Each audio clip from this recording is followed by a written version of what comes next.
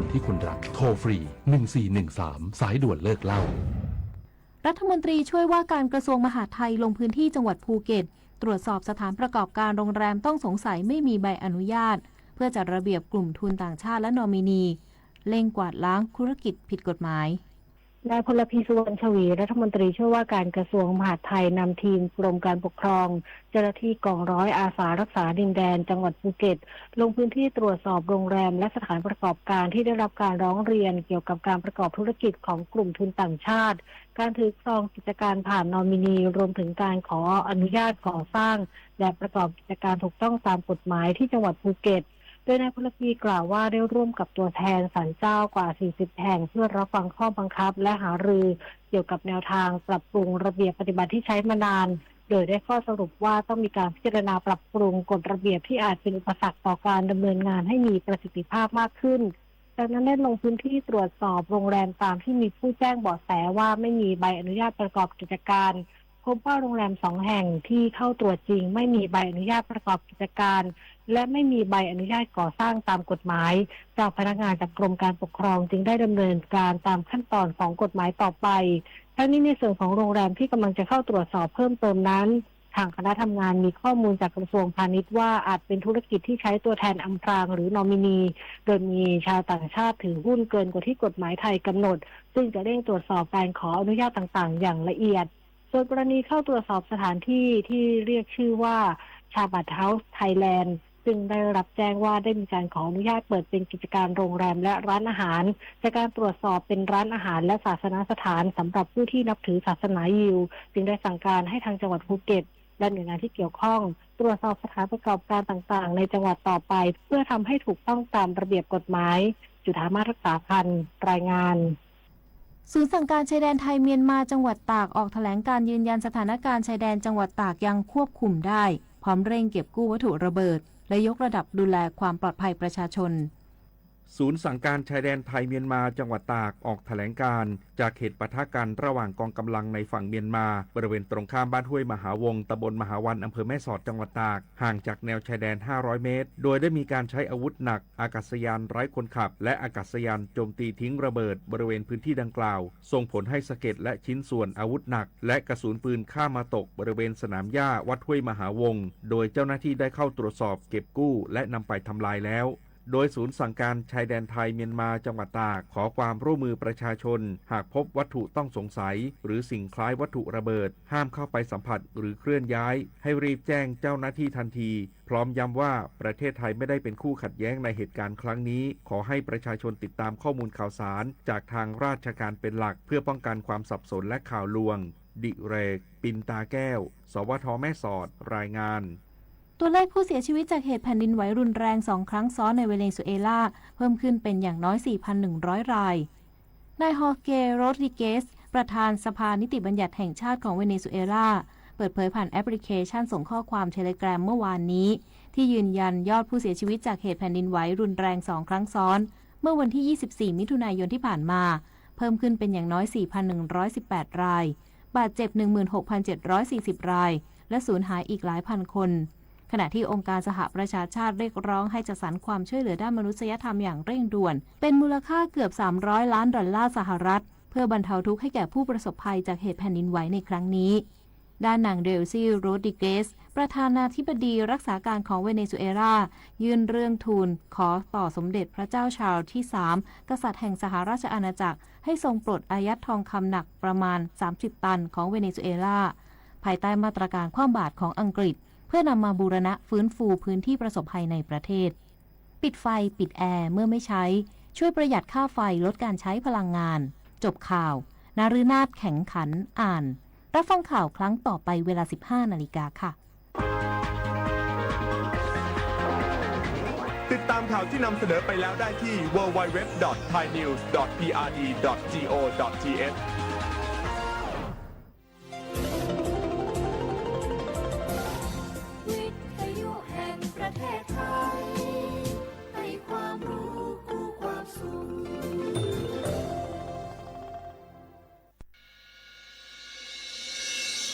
สถานีวิทยุกระจายเสียงแห่งประเทศไทยจังหวัดเชียงใหม่ AM 1476 กิโลเฮิรตซ์ สถานีวิทยุภาคภาษาชาติพันธุ์แห่งเดียวในประเทศไทยที่มีความทันสมัยเชื่อถือได้สร้างอัตลักษณ์กลุ่มชาติพันธุ์สู่สากล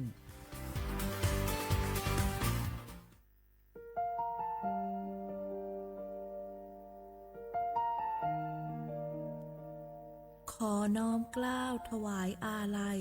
สมเด็จพระพันปีหลวงพระแม่แห่งแผ่นดินผู้ทรงเมตตาเหนือเกล้าขอพระองค์เสด็จสู่สวรรคาลัยข้าพระพุทธเจ้าข้าราชการและเจ้าหน้าที่สถานีวิทยุกระจายเสียงแห่งประเทศไทยจังหวัดเชียงใหม่กรมประชาสัมพันธ์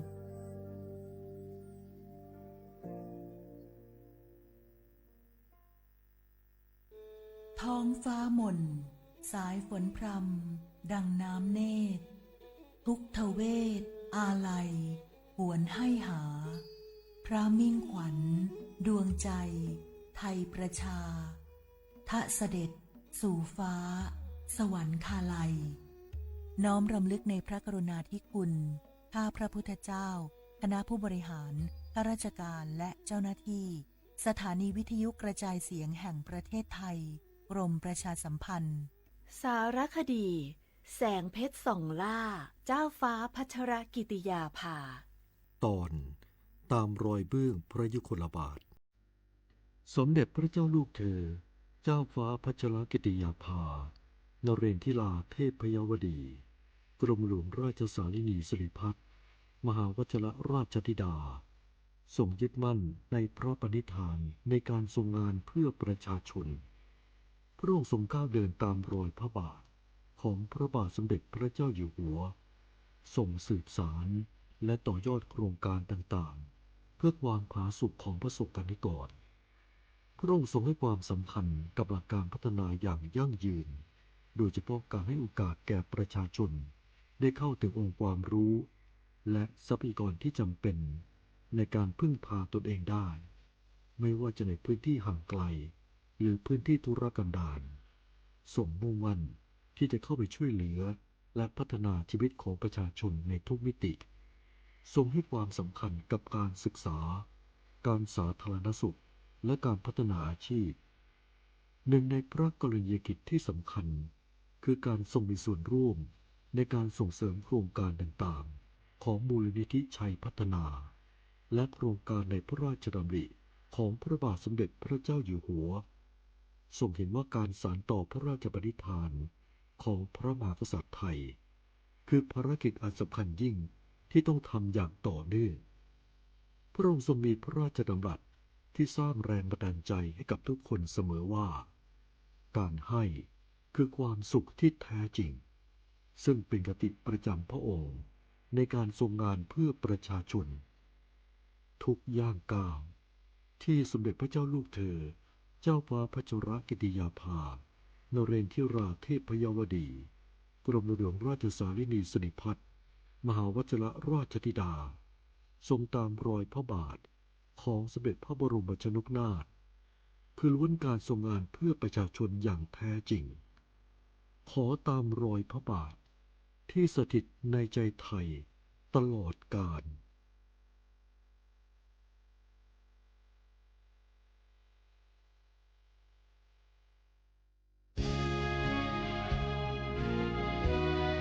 พระบารมีปกเกล้าเพื่อปวงชนชาวไทย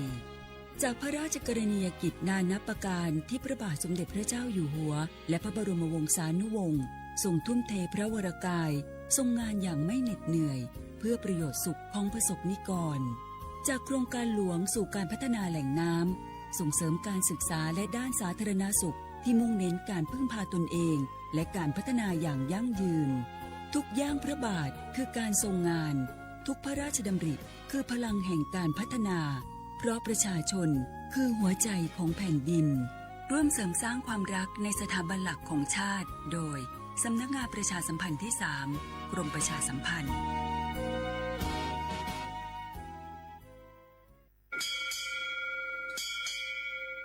อโบดาจ้า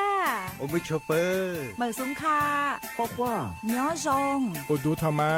สถานีวิทยุภาษาชาติพันธุ์แห่งเดียวในประเทศไทย ทันสมัยเชื่อถือได้ แล้วพบกันที่ สวทเชียงใหม่ AM 1476 กิโลเฮิรตซ์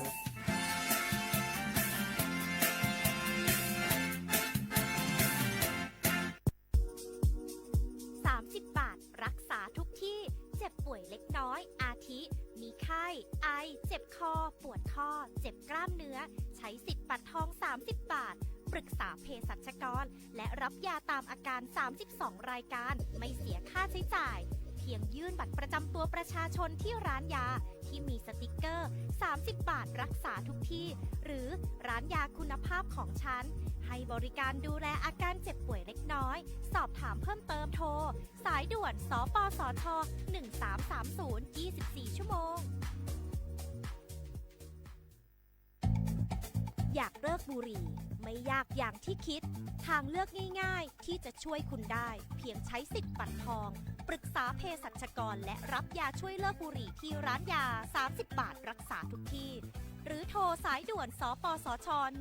1330เพื่อสอบถามรายชื่อร้านยาที่เข้าร่วมได้เลย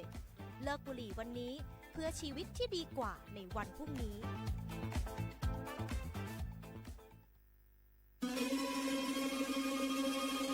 ก้าวสำคัญมาถึงแล้วเจียงใหม่นครหลวงของล้านนาสู่การเป็นมรดกโลกต่างวัฒนธรรมขององค์การยูเนสโกเมืองที่ยังมีชีวิตและมีประชาชนอาศัยอยู่ร่วมกันวันที่ 3-8 สิงหาคม 2569 นี้สภาการโบราณสถานระหว่างประเทศจะลงพื้นที่ตรวจความพร้อมจังหวัดเจียงใหม่ขอเชิญชวนภาครัฐเอกชนและพี่น้องชาวเจียงใหม่ทุกคนมาร่วมแรงร่วมใจพัฒนาปรับปรุงพื้นที่ทั้ง5ประตู4แจ่งตามแนวคูเมืองและ7วัดสำคัญวัดเจียงมั่นวัดพระสิงห์วัดเจดีย์หลวงวัดพระธาตุดอยสุเทพวัดสวนดอกวัด7ยอดและวัดอุโมงค์ช่วยกันดูแลให้สะอาดงดงามคงคุณค่าสถาปัตยกรรมดั้งเดิมเพื่อต้อนรับการตรวจครั้งสำคัญนี้ร่วมกันร่วมสนับสนุนเจียงใหม่สู่เมืองมรดกโลกต่างวัฒนธรรมโดยสวทเจียงใหม่สำนักงานประชาสัมพันธ์ที่3กรมประชาสัมพันธ์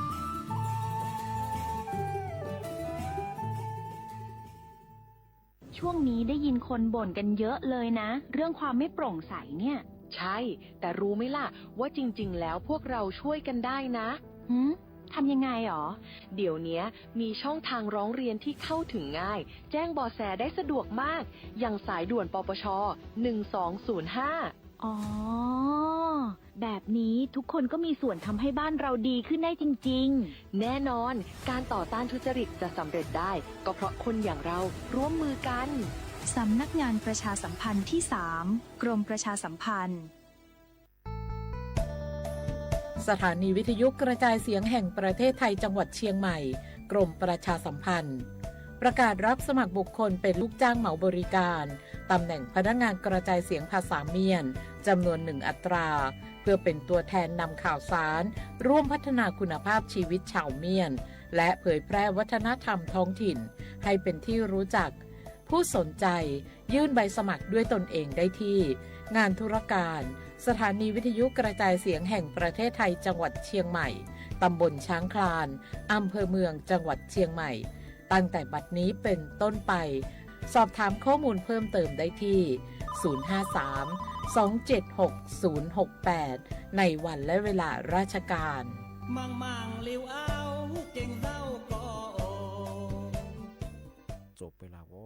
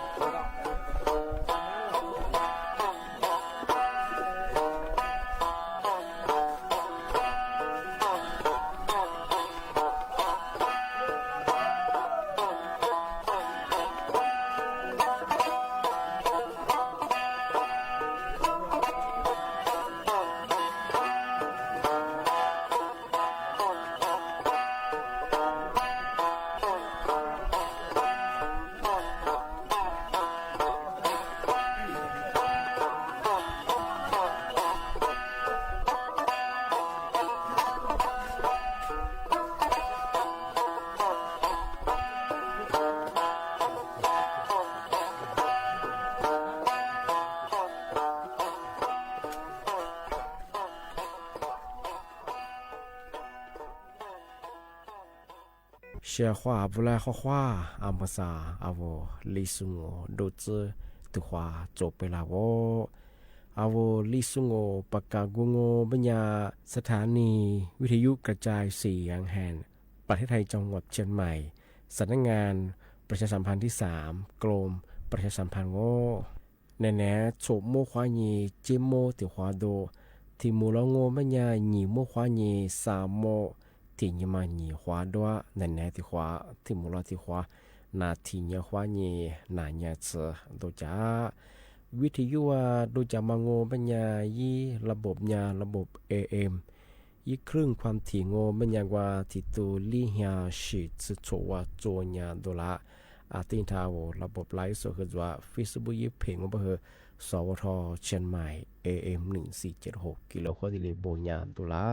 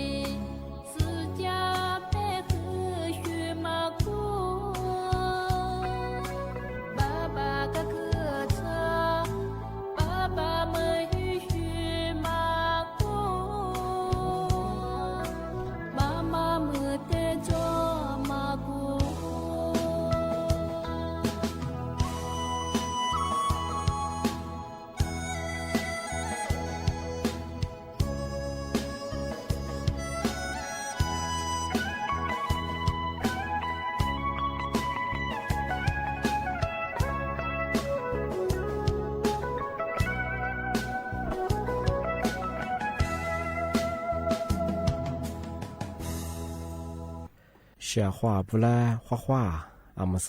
阿我李苏我都知道话ไปแล้ว阿我李苏我ปากกากุงโมญาสถานีวิทยุกระจายเสียงแห่งประเทศไทยจังหวัดเชียงใหม่ว่าดางาวิทยุว่าดูจะมาเพื่อยี่ระบบยา AM ยี่ความถี่ยาที่ตัวลี่ยาชีชื่อโชว์กว่าดูจักอาทิตย์ท้าวระบบไลฟ์สดไง Facebook ยี่เพจเพื่อสวทเชียงใหม่ AM 1476กิโลเฮิรตซ์ที่ได้โบยาเฮดูหลังงาในเนี้ยาชมโมขวานีจีโมว่าคือถือขวาด้วยงาอาทินี้ที่โมล้อมยาหนีโมขวานีสามโมที่นี่มาหนีขวาด้วยในเนี้ยที่ขวาที่โมล้อที่ขวา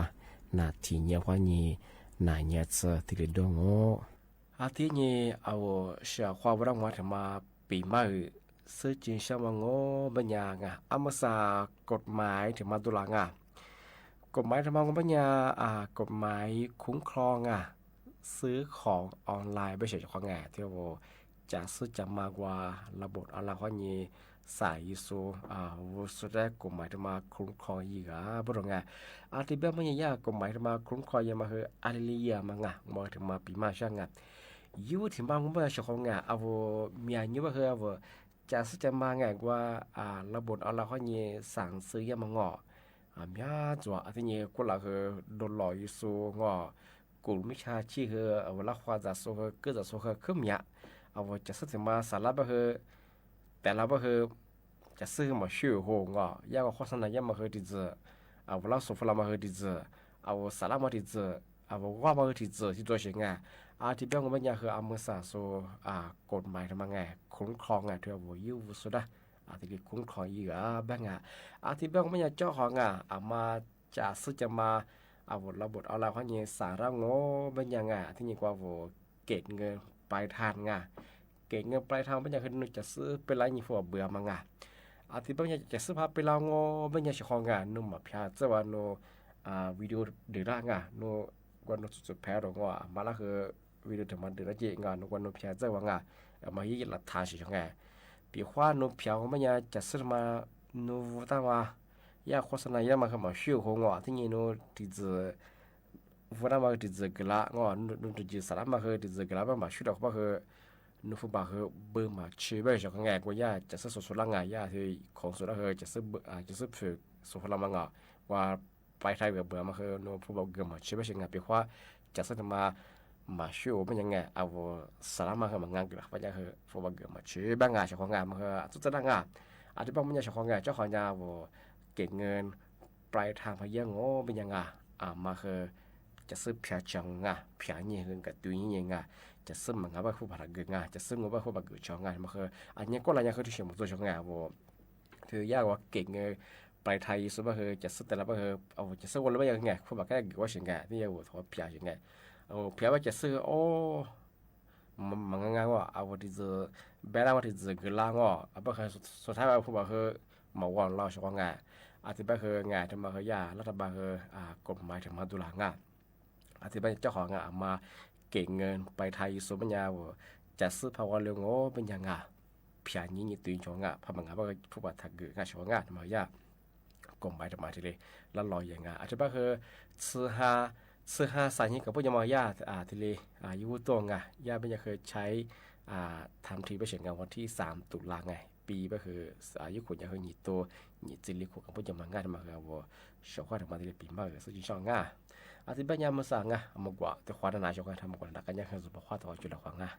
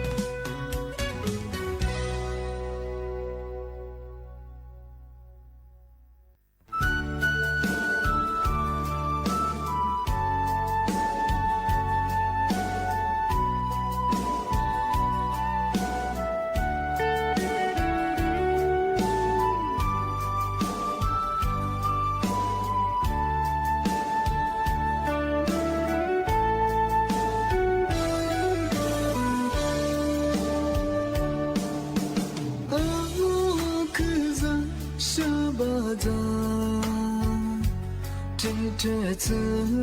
努力我木马达，别的毛黑你别顾不到，可路西路的河。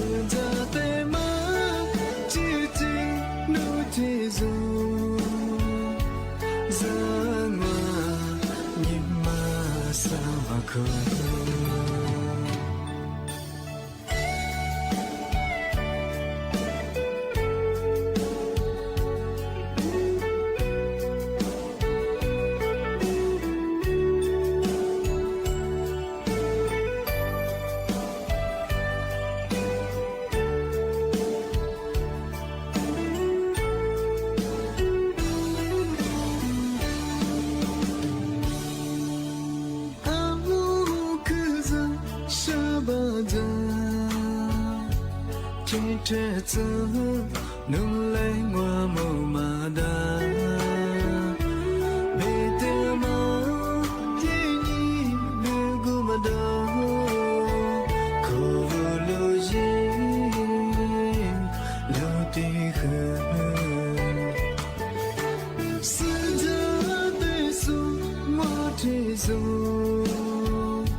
思念无苦啊。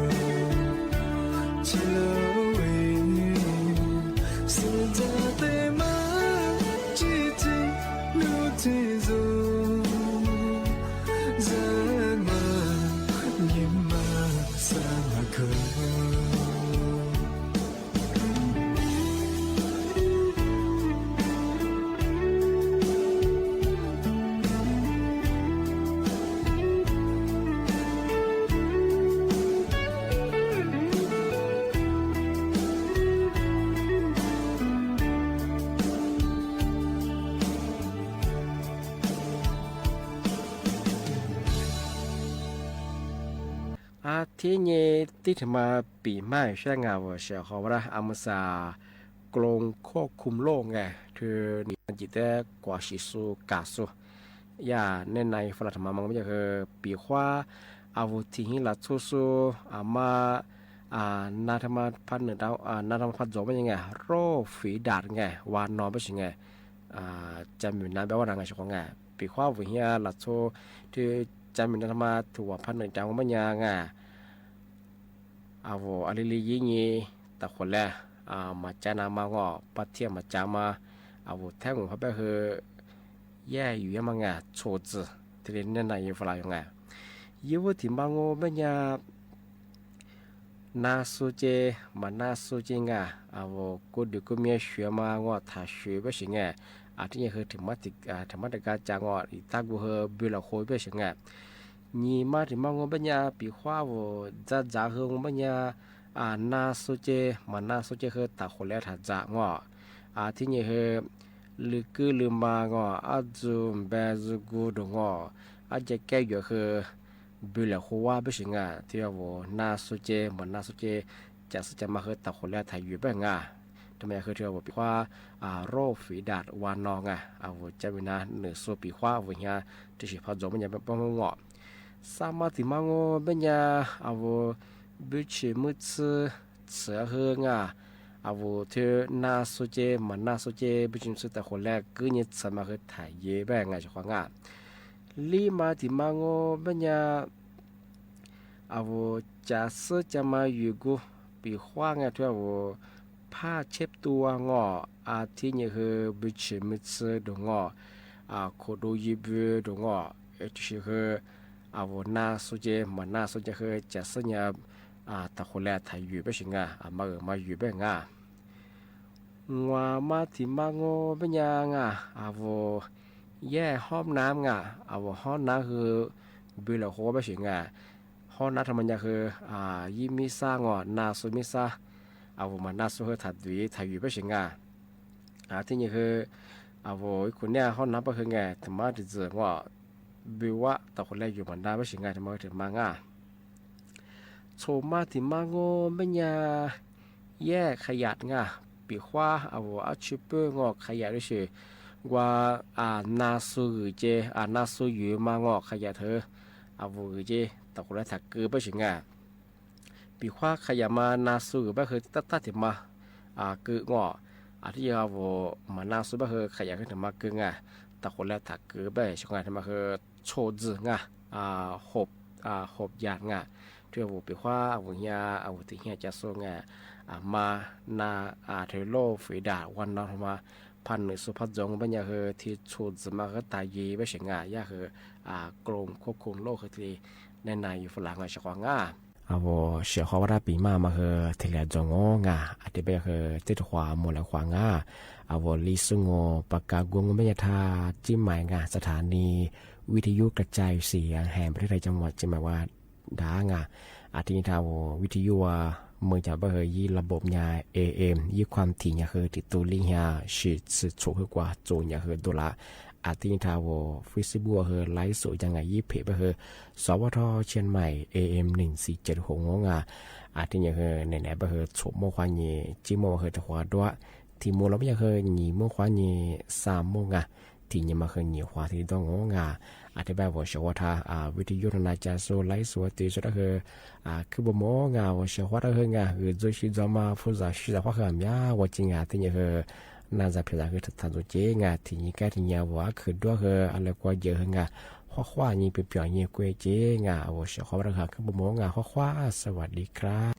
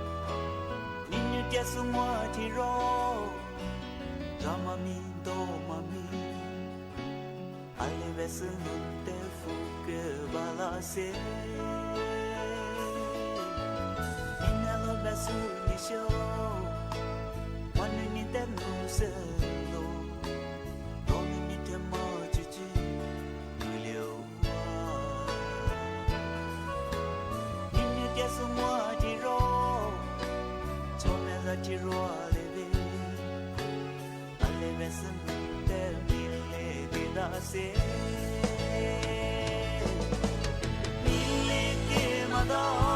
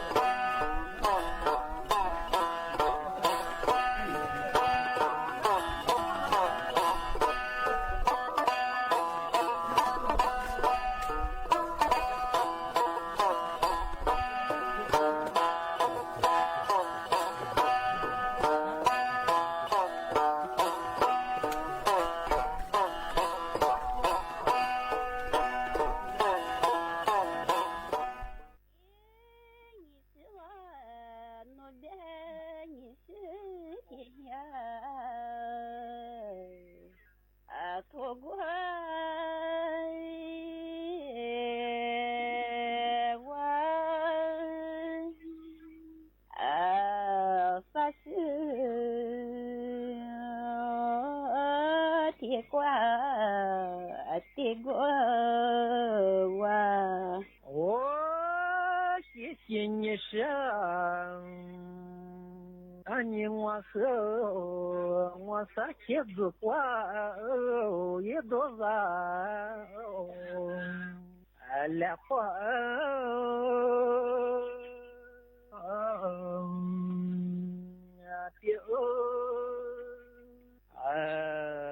发光也难忘来月嘿，你是我我的啥天子快都是来快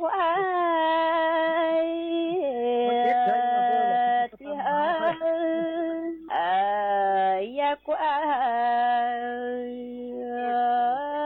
都是来个的。哦，谢谢你呢，你我和子瓜来个。你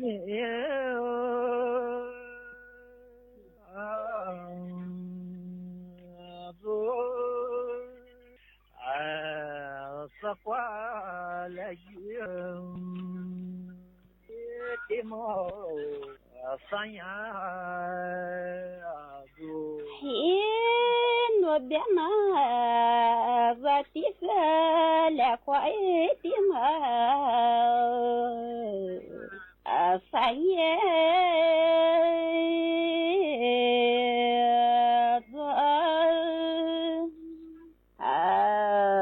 来个的嘛，三年我谢谢你呢，你和三年我去多，也别走。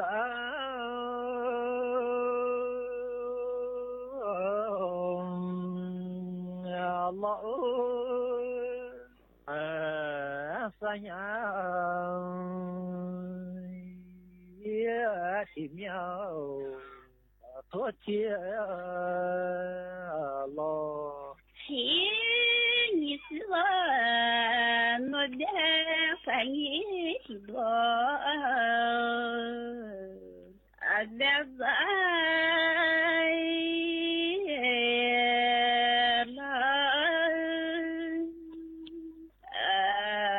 三年前面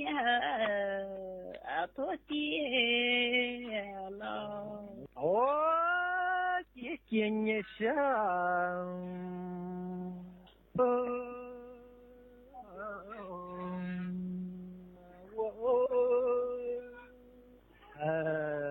昨天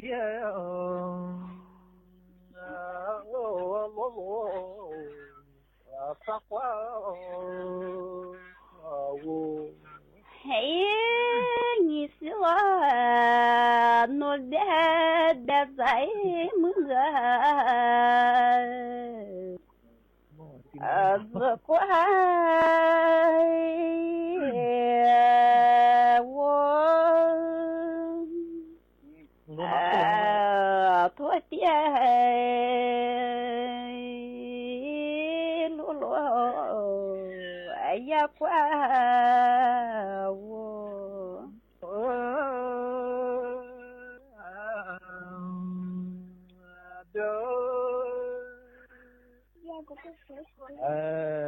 也讲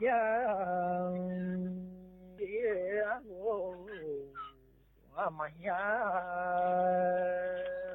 就我的那我的我的日子也过马做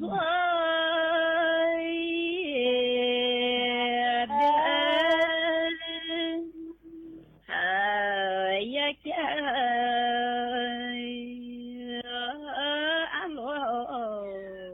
มาเฮียเดียว chỉ nhớ nó qua mà như đã rồi cháu ya cô alila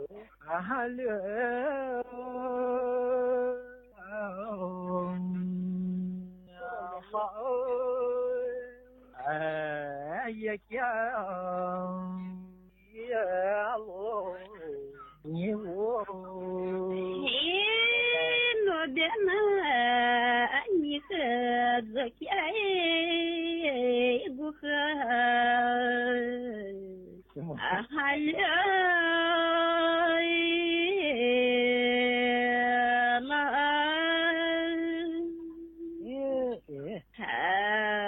ya kia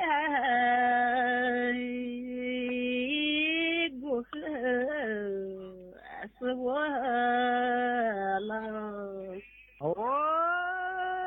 chỉ như sao anh biết ra mà ôi bên nhà mà sao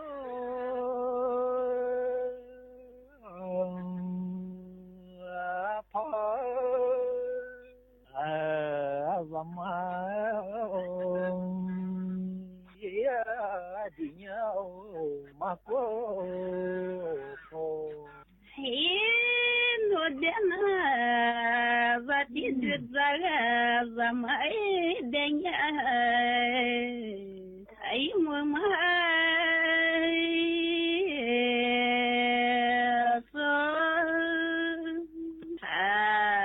ra mãi đi nhà mà cô chỉ nhớ nó cái sự giờ cháu yêu của mà ra thà ya cháu yêu của mà ra thà nó đến anh như